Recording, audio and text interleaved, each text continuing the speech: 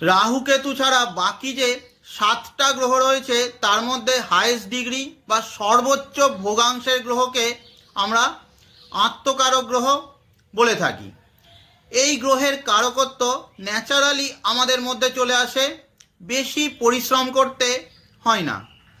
কোনো মানুষ যখন তার আত্মকারক গ্রহের অনুরূপ কাজ করে সে ভিতর থেকে আনন্দ পায়। যেমন ধরুন, অনেকের চার্টেই দেখবেন যে রবি আত্মকারক গ্রহ অর্থাৎ হাইয়েস্ট ডিগ্রি প্ল্যানেট।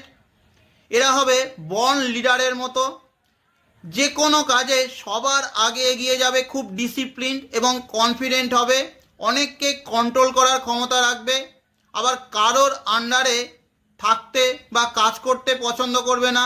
পাওয়ার পজিশান স্ট্যাটাসকে সহজাতভাবে এরা ধারণ করতে পারে। কিন্তু এখানে একটা কনফিউশন আছে। আমরা জানি যে একটা রাশির স্প্যান হলো 30 ডিগ্রি, তাই অনেকের চার্টে 18-19 ডিগ্রিতে গ্রহ থেকে সে হাইয়েস্ট ডিগ্রি হয়ে আত্মকারক গ্রহ হয়ে যায়।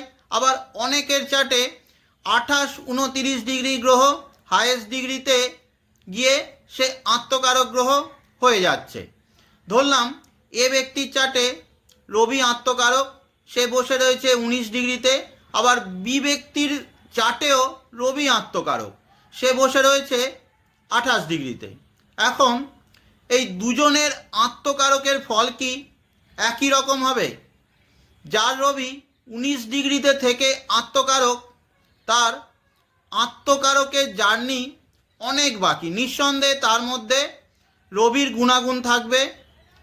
কিন্তু যে ব্যক্তির চার্টে 28 ডিগ্রিতে থেকে রবি আত্মকারক, তার রবির গুণকে ধারণ করার ক্ষমতা অনেক বেশি। তুলনা করতে পারেন, একজন ক্লাসে ফার্স্ট হচ্ছে 70% মার্কস পেয়ে, আর একজন ক্লাসে ফার্স্ট হচ্ছে 95% মার্কস পেয়ে।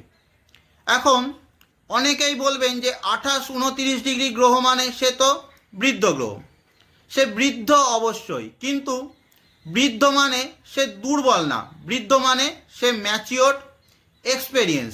তাই আত্মকারক গ্রহ যখন রাশির শেষ নবাংশ অর্থাৎ 26 ডিগ্রি 40 মিনিট থেকে 30 ডিগ্রির মধ্যে থাকে, সে অনেক বেশি এফেক্ট দেয়। তার কারণ হলো সেই গ্রহ লগ্ন চার্টে তার যে পজিশান, সেখান থেকে নবাংশতে সে ত্রিকোণ ভাব অর্থাৎ 1-5-9 ভাবেতে অবস্থান করছে।